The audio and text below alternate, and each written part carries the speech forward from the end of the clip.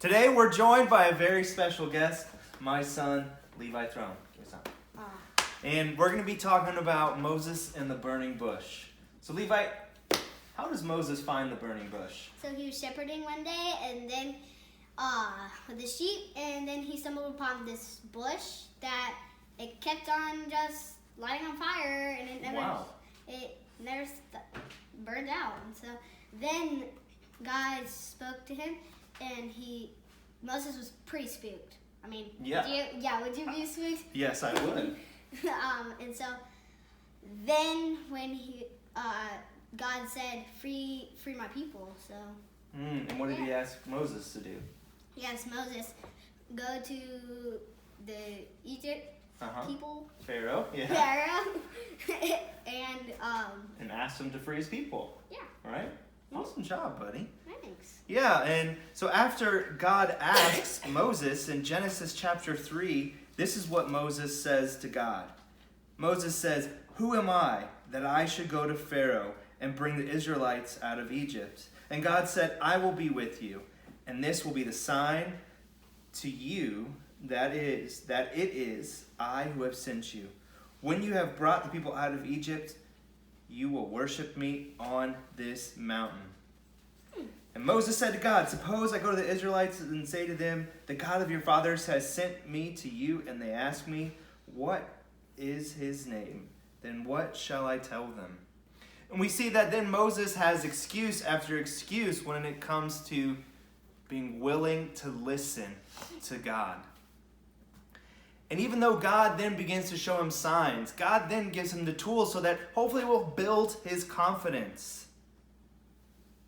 We see that God says, "It's going to be me instead of you." And then we skip over a chapter, in chapter 4 and in verse 10. It reads, "Moses said to the Lord," this is after God is still pleading with him, telling him, "You need to go do this."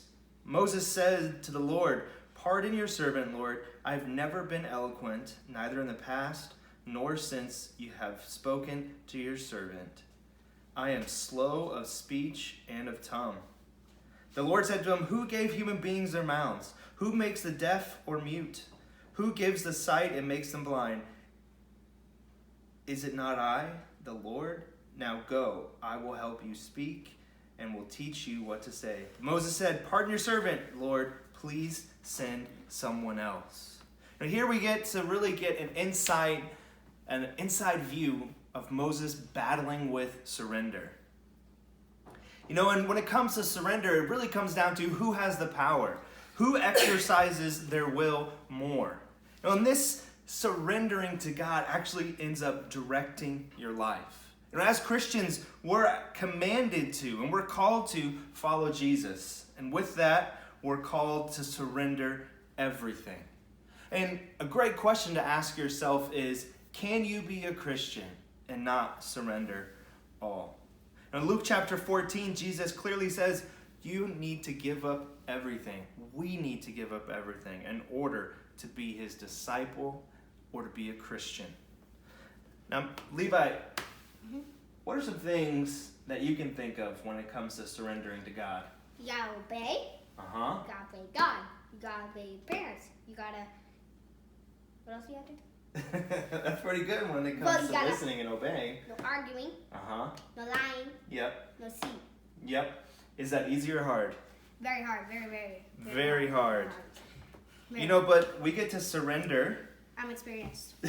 To a very personal God. A God that cares. As we see throughout chapters 3 and chapter 4, that God is concerned for his people. God hears his people. He hears the cries of his people. He wants to protect and to save his people. You know, and for us, we get to see God with the same heart when it comes to Jesus on the cross. That God's desire is to still save and protect, and he hears us. Now, the more that we understand this, the more that we understand God's character, and that he hears us and he is concerned for us, it becomes easier for us to ultimately surrender to him.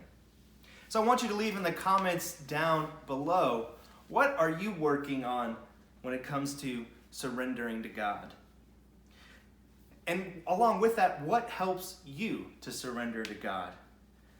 Now, with that, I want to leave us with that we're surrendering not only to an all-powerful God, but a God who deeply cares and is concerned for me and for you.